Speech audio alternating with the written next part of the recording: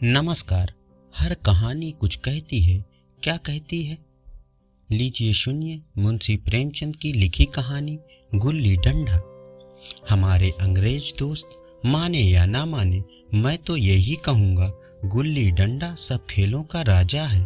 कभी कभी लड़कों को गुल्ली डंडा खेलते देखता हूँ तो जी लोट पोट हो जाता है कि इनके साथ जाकर खेलने लगूं।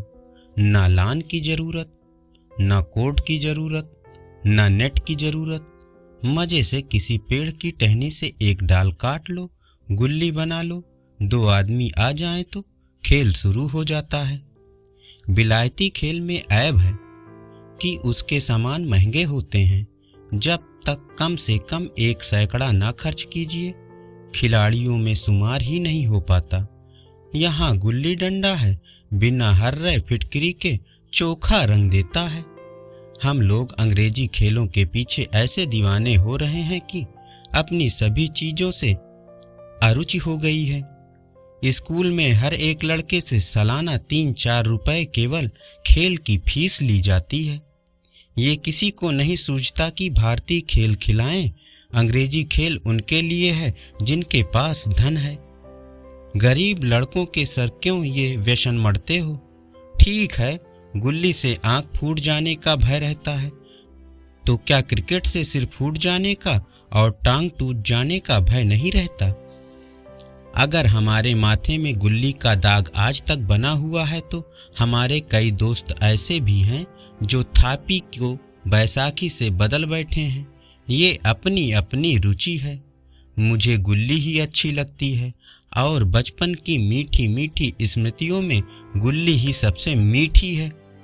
वो प्रातःकाल घर से निकल जाना और पेड़ पर चढ़कर टहनियाँ काटना और गुल्ली डंडे बनाना, वो खिलाड़ियों का जमघट, पदना और पदाना और आपस में लड़ाई झगड़े, सरल स्वभाव जिसमें छूत अछूत अमीर गरीब का बिल्कुल भी भेद न रहता था। अमीराना चोचलों और अभिमान की गुंजाइश ही न थी। ये उसी वक्त भूलेगा जब घर वाले बिगड़ रहे हैं, पिताजी चौके पर बैठे वेग से रोटियों पर अपना क्रोध उतार रहे हैं। अम्मा की दौड़ केवल द्वार तक है, लेकिन उनकी विचारधारा में मेरा अंधकारमय भविष्य टूटी हुई नौका की तरह डगमगा रहा है और मैं हूँ कि पदाने में मस्त हूँ। ना नहाने की सुधि है, ना खाने की। गुल्ली जरा सी है पर उसमें दुनिया भर की मिठाइयों की मिठास और तमाशों का आनंद भरा हुआ है। मेरे हमजोलियों में एक लड़का गया नाम का था। मुझसे 2-3 साल बड़ा होगा, दुबला पतला, बंदरों की तरह चपलता और वही झल्लाहट। गुल्ली कैसी भी हो, इस तरह लपकता था जैसे छिपकली कीड़ों पर लपकती हो। मालूम नहीं उसमें उसके माँ बाप थे या नहीं, कहाँ रहता था, क्या खाता था, नहीं पता, पर था हमारे गुल्ली क्लब का चैंपियन। जिस तरफ वो हो जाए उसकी जीत पक्की थी। हम सब गया को दूर से आते देख उसका दौड़कर स्वागत करते थे और अपना गुइयां बना लेते थे। एक दिन मैं और गया 2 ही लोग खेल रहे थे। वो पदा रहा था और मैं पद रहा था। मगर विचित्र बात है, पदाने में हम दिन भर मस्त रह सकते हैं, पदना 1 मिनट को भी अखरता है। मैंने गला छुड़ाने के लिए सब चालें चली जो ऐसे अवसर पर शास्त्र विहित न होने पर क्षम्य है, लेकिन गया अपना दांव लिए बिना मेरा पिंड न छोड़ता था। मैं घर की ओर भागा। अनुनय विनय का कोई असर न हुआ था। गया ने मुझे पकड़ लिया और डंडा तान कर बोला, मेरा दांव देकर जाओ। पदाया तो बड़े बहादुर बन के, पदने की बारी आई तो भागे जाते हो। मैं बोला, तुम दिन भर पदाओगे, मैं दिन भर पदता रहूं। हाँ, तुम्हें दिन भर पदना पड़ेगा। गया बोला, तो क्या मैं खाने जाऊं, न पीने न जाऊं? गया ने बोला, मेरा दांव दिए बगैर कहीं नहीं जा सकते। मैंने बोला, क्या मैं तुम्हारा गुलाम हूँ? गया ने बोला, हाँ, मेरा ही गुलाम हो तुम। मैं घर जाता हूँ, देखता हूँ तुम मेरा क्या कर लेते हो।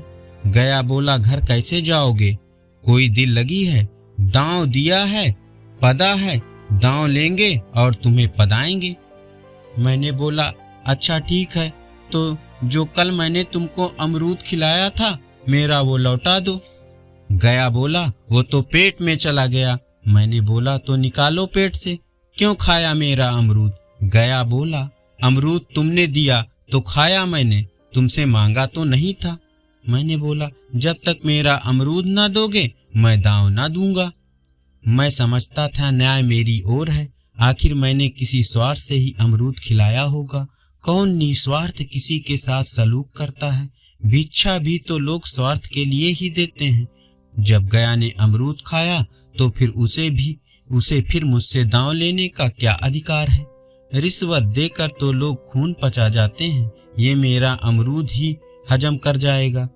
अमरूद पैसे के 5 वाले थे जो गया के बाप को भी नसीब ना होंगे। ये सरासर अन्याय था। गया ने मुझसे अपनी ओर खींचकर कहा मेरा दांव देकर जाओ। अमरूद समरूद मैं नहीं जानता, मुझे न्याय का बल था, वो अन्याय पर डटा हुआ था। मैं हाथ छुड़ाकर भागना चाहता था, वो मुझे जाने न देना चाहता था। मैंने गया को गाली दी, उसने मुझे उससे भी बड़ी और कड़ी गाली दी। और गाली ही नहीं, गया ने मुझे एक चांटा जमा दिया। मैंने उसे दांत से काट लिया। उसने मुझे पीठ पर एक डंडा जमा दिया। मैं रोने लगा। गया मेरे इस अस्त्र का मुकाबला ना कर सका। मैंने तुरंत आंसू पोंछ डाले, डंडे की चोट भूल गया और हंसता हुआ घर जा पहुंचा। मैं थानेदार का लड़का एक नीच जात के लौंडे से पिट गया। ये मुझे उस समय अपमानजनक मालूम हुआ, लेकिन घर में किसी से ये बात ना बताई। उन्हीं दिनों पिताजी का वहां से तबादला हो गया। नई दुनिया देखने की खुशी में ये सब ऐसा भूला कि अपने हमजोलियों से बिछड़ जाने का बिल्कुल दुख ना हुआ। पिताजी बहुत दुखी थे क्योंकि यहाँ वो बड़ी आमदनी वाली जगह पर थे। अम्मा जी भी बहुत दुखी थी। यहाँ सब चीज सस्ती थी और मोहल्ले के स्त्रियों से घर जैसे संबंध हो गए थे। लेकिन मैं खुशी से फूला ना समा रहा था क्योंकि नई दुनिया देखनी थी। अब 20 साल गुजर गए। मैंने इंजीनियरिंग पास की और उसी जिले का दौरा करता हुआ उसी कस्बे में जा पहुंचा और डाक बंगले में ठहरा। उस स्थान को देखते ही मधुर बाल स्मृतियां हृदय में जाग उठी कि मैंने छड़ी उठाई और कस्बे की सैर करने निकला। आंखें किसी प्यासे पथिक की भांति बचपन की उन क्रीड़ा स्थलों को देखने के लिए व्याकुल हो रही थी। पर उस परिचित नाम के सिवा वहां और कुछ परिचित ना था। जहां खंडहर था वहां पक्के मकान थे। जहां बरगद का पुराना पेड़ था वहां अब एक सुंदर बगीचा था। स्थान की काया पलट हो गई थी। अगर उसके नाम और स्थिति का ज्ञान ना होता तो मैं उसे पहचान भी ना पाता।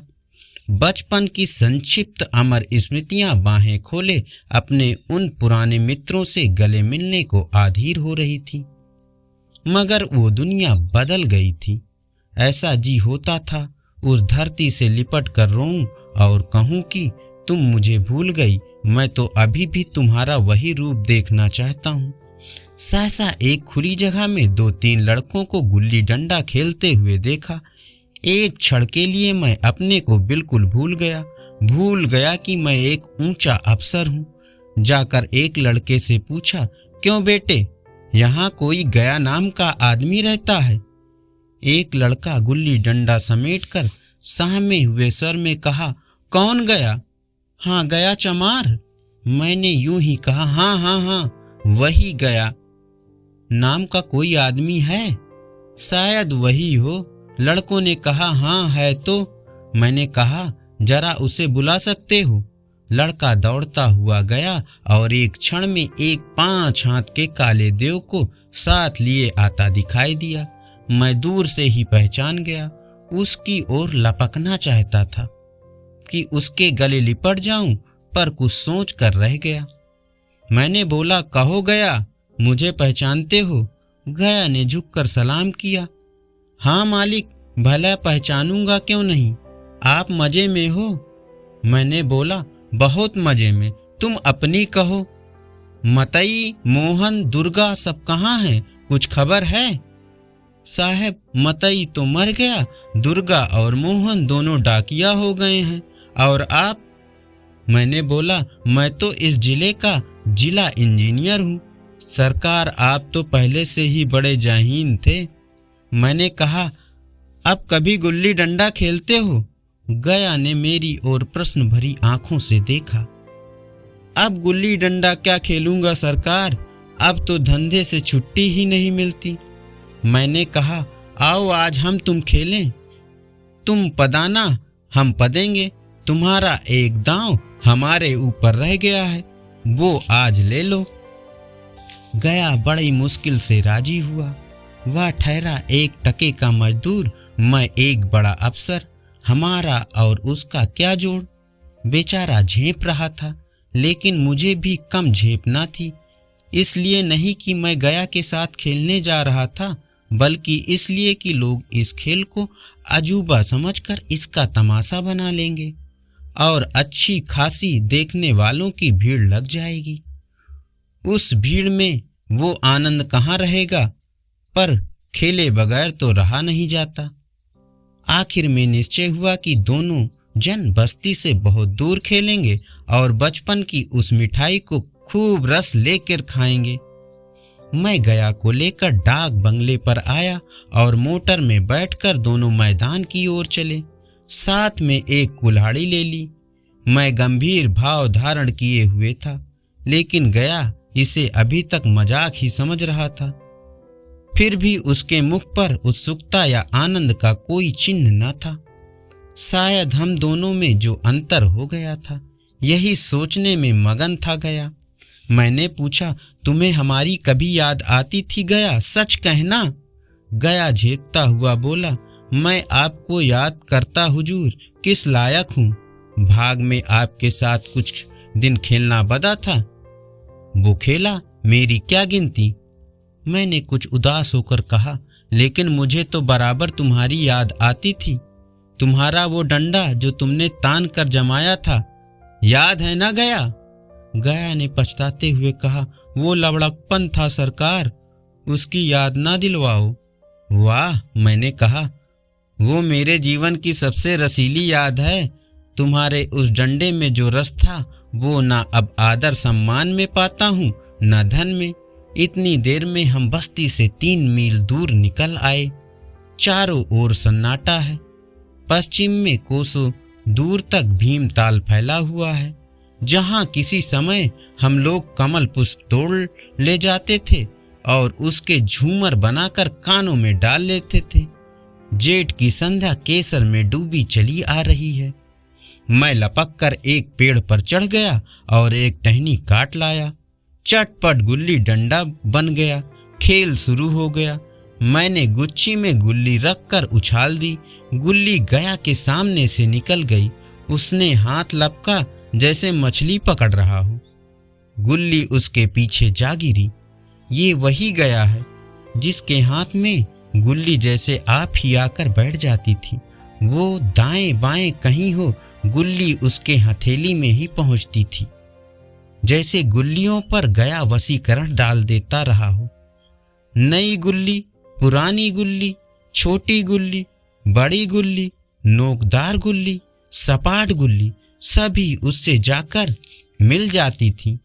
जैसे उसके हाथ में कोई चुम्बक हो, गुल्लियों को खींच लेता हो। लेकिन गुल्ली को आज उससे वो प्रेम नहीं रहा। फिर तो मैंने पदाना शुरू किया। मैं तरह तरह की धांधलियां कर रहा था। अभ्यास की कसर बेईमानी से पूरी कर रहा था। पूछ जाने पर भी डंडा खेले जा रहा था। बाकी शास्त्र के अनुसार गया की बारी आनी चाहिए थी। गया मेरी सारी बेईमानियां देख रहा था, पर कुछ ना बोलता था, जैसे वो सब कायदे कानून भूल गया हो। गया का निशाना कितना अचूक था। गुल्ली उसके हाथ से निकलकर टन से डंडे पर आकर लगती थी। उसका काम था उसके हाथ से छूटकर आकर डंडे से टकरा जाना। लेकिन आज वो गुल्ली डंडे में लगती ही नहीं थी। कभी दाहिने जाती है, कभी बाएं, कभी आगे, कभी पीछे। आधे घंटे पदा लेने के बाद गुल्ली डंडे में आ लगी। मैंने धांधली की, गुल्ली डंडे में नहीं लगी, पास से निकल गई, लेकिन लगी नहीं।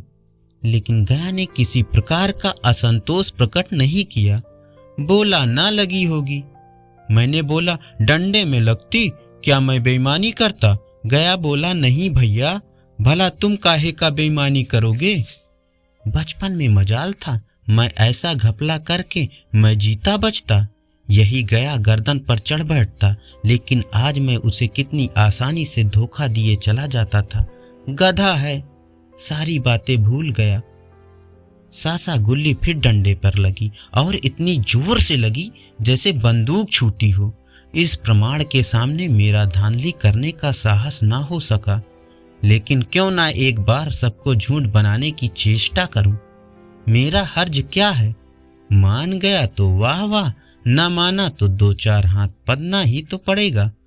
अंधेरे का बहाना करके जल्दी से छुड़ा लूंगा, फिर कौन दांव देने आता है। गया ने विजय की उल्लास में कहा, लग गई, अब की टन से बोली है। मैंने अनजान बनने की चेष्टा करके कहा, तुमने देखा है? गया बोला, मैंने तो नहीं देखा, लेकिन टन से बोली है सरकार।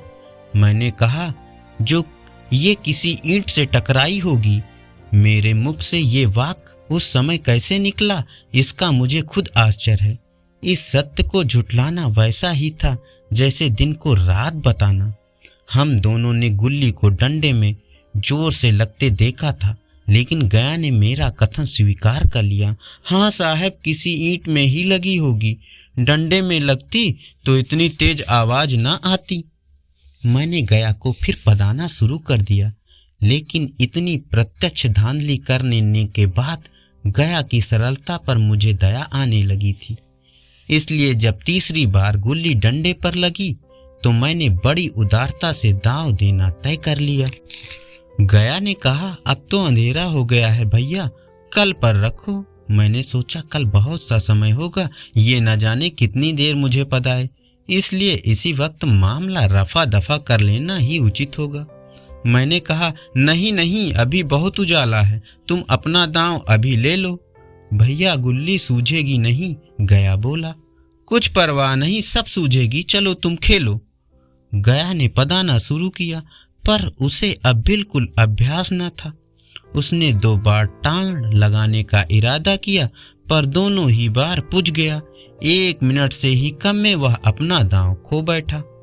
मैंने अपने हृदय की विशालता का परिचय दिया, बोला, गया एक दांव और खेल लो, तुम तो पहले ही हाथ में पुज गए। गया बोला, नहीं भैया, अब अंधेरा हो गया है। मैं बोला, तुम्हारा अभ्यास छूट गया है, कभी खेलते नहीं गया। गया बोला, खेलने का समय कहाँ मिलता है भैया।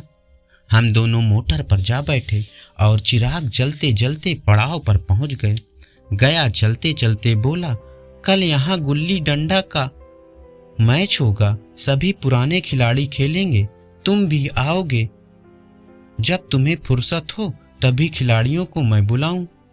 मैंने शाम का समय दिया और दूसरे दिन मैच देखने गया। कोई 10-10 आदमियों की मंडली थी, कई मेरे बचपन के साथी निकले, अधिकांश युवक थे जिन्हें मैं पहचान ना सका। खेल शुरू हो गया। मैं मोटर पर बैठे बैठे तमाशा देखने लगा। आज गया का खेल, उसका नैपुण्य देखकर मैं चकित हो गया। टाण लगाता तो गुल्ली आसमान से बातें करती। कल सी वो झिझक, वो हिचकिचाहट, वो बेदिली आज ना थी। लड़कपन में जो बात थी आज उसने प्रौढ़ता प्राप्त कर ली थी गया में। कहीं कल इसने मुझे इस तरह पदाया होता तो मैं जरूर रोने लगता। उसके डंडे की चोट खाकर गुल्ली 200 गज की खबर लाती थी। पदने वालों में एक युवक ने कुछ धांधली की, उसने अपने विचार में गुल्ली लपक ली थी। गया का कहना था गुल्ली जमीन में लगकर उछली थी। इस पर दोनों में ताल ठोकने की नौबत आ गई। युवक गया से दब गया।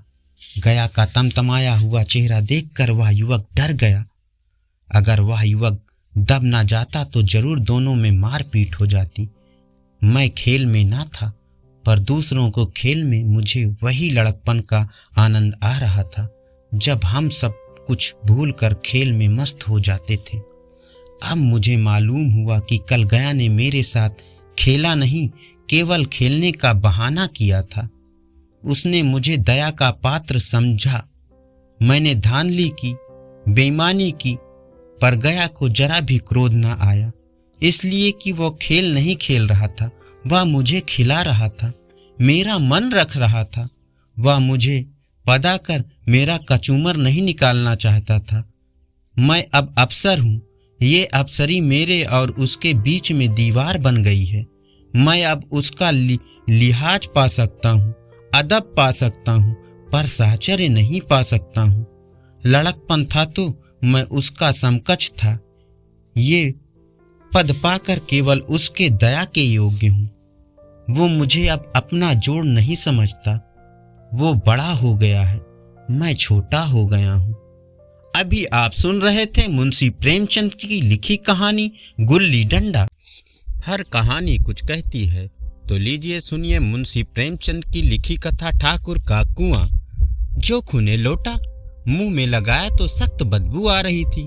गंगी से बोला, ये कैसा पानी है, मारे बास के पिया नहीं जाता, गला सूखा जा रहा है, तू सड़ा पानी पिलाए देती है। गंगी प्रतिदिन शाम पानी भरकर लाया करती थी। कुआं दूर था, बार बार जाना मुश्किल था। कल वह पानी लाई तो उसमें बदबू बिल्कुल न थी, आज पानी में बदबू कैसी। गंगी ने लोटा नाक से लगाया तो सचमुच बदबू थी।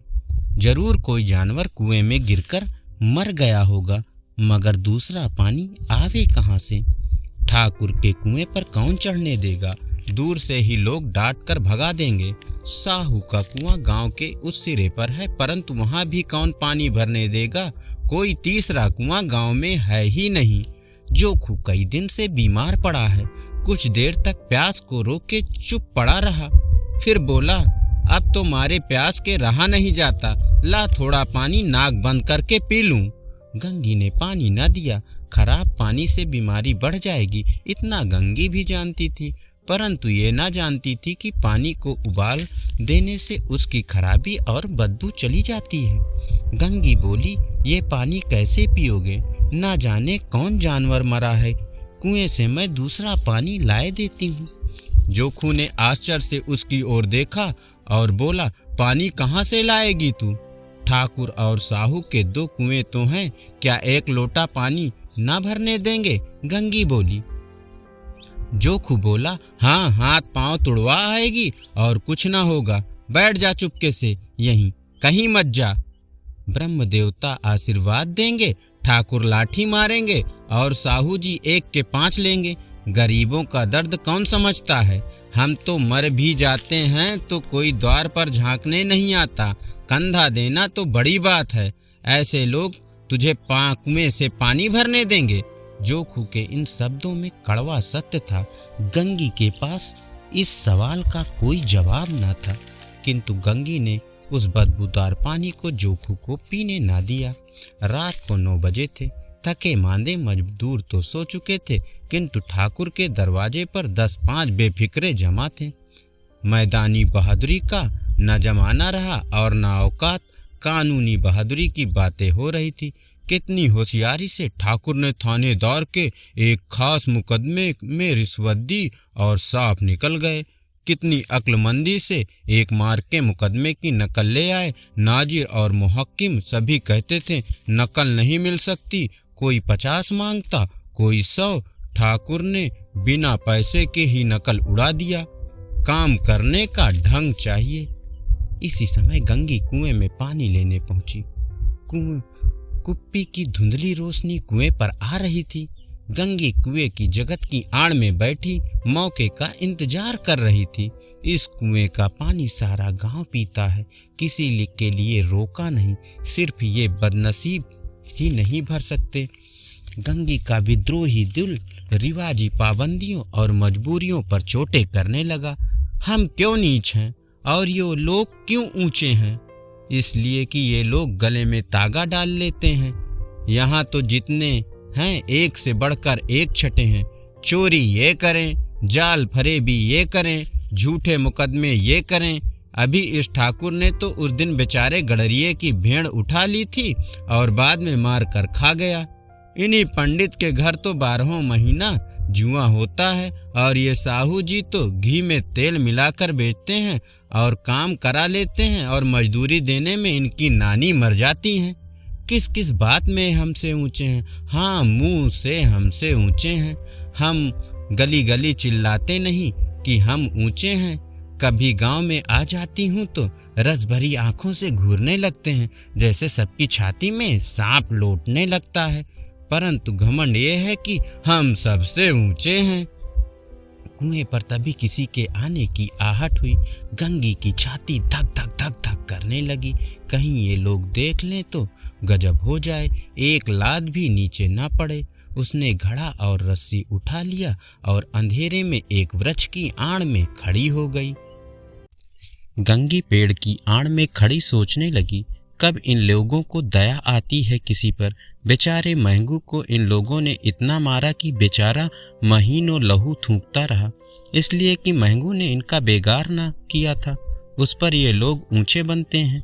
कुएं पर स्त्रियां पानी भरने आई थी जो ठाकुर के घर की थी। उनमें बात हो रही थी, खाना खाने चले हैं और हुक्म हुआ ताज़ा पानी भर लाओ।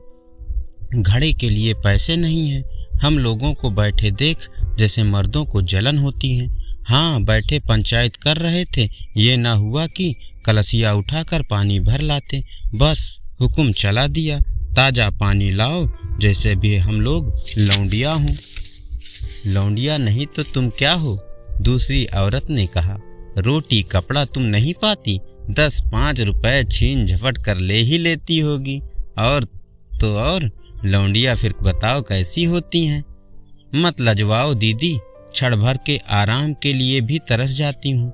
इतना काम किसी दूसरे के घर कर देती तो इससे कहीं ज़्यादा आराम से रहती, ऊपर से वो एहसान मानता। यहाँ काम करते करते मर जाओ, पर यहाँ तो किसी का मुँह ही सीधा नहीं होता। दोनों पानी भरकर चली गई तो गंगी वृक्ष की आड़ से बाहर जगत के पास आई। बेफिक्रे भी ठाकुर के द्वार से चले गए थे। ठाकुर भी दरवाजा बंद कर आंगन में सोने जा रहे थे। गंगी ने क्षणिक सुख की सांस ली। किसी तरह तो मैदान साफ हुआ। जैसे अमृत चुराने के लिए जो राजकुमार किसी जमाने में गया था, वो भी शायद इतनी सावधानी के साथ और समझ बूझ के साथ ना गया होगा। गंगी दबे पांव कुएं के जगत पर चढ़ी। विजय का अनुभव उसे पहले कभी ना हुआ था। उसने रस्सी का फंदा घड़े में डाला, दाएं बाएं चौकन्नी दृष्टि से देखा, जैसे कोई सिपाही रात में शत्रु के किले में सुराग कर रहा हो। अगर इस समय वह पकड़ ली जाती तो माफी या रियायत की रत्ती भर भी उम्मीद नहीं थी। अंत में गंगी ने देवताओं को याद कर कलेजा मजबूत किया और घड़ा कुएं में डाल दिया। घड़े ने कुएं में गोता लगाया। बहुत ही आहिस्ता, जरा भी आवाज ना हुई। गंगी ने 2-4 हाथ जल्दी जल्दी मारे। घड़ा कुएं के मुंह तक आ पहुंचा। कोई बड़ा सहजोर पहलवान भी इतनी तेज नहीं खींच सकता था। तो गंगी झुकी कि घड़े को पकड़कर जगत पर रखे। तभी एकाएक ठाकुर का दरवाजा खुल गया। शेर का मुंह भी इससे अधिक भयानक ना होगा। डर के मारे गंगी के हाथ से रस्सी छूट गई। रस्सी के साथ घड़ा धड़ाम से पानी में गिरा और कई क्षण तक पानी में हिलकोरे की आवाजें सुनाई देती रहीं। ठाकुर कौन है, कौन है पुकारते हुए कुएं की तरफ आ रहे थे और गंगी जगत से कूदकर भागी जा रही थी। गंगी ने घर पहुंचकर देखा कि जोखू लोटा मुंह में लगाए वही मैला बदबूदार पानी पी रहा था। अभी आप सुन रहे थे मुंशी प्रेमचंद की लिखी कथा संग्रह ठाकुर का कुआं। यदि कहानी अच्छी लगे तो लाइक करें। धन्यवाद।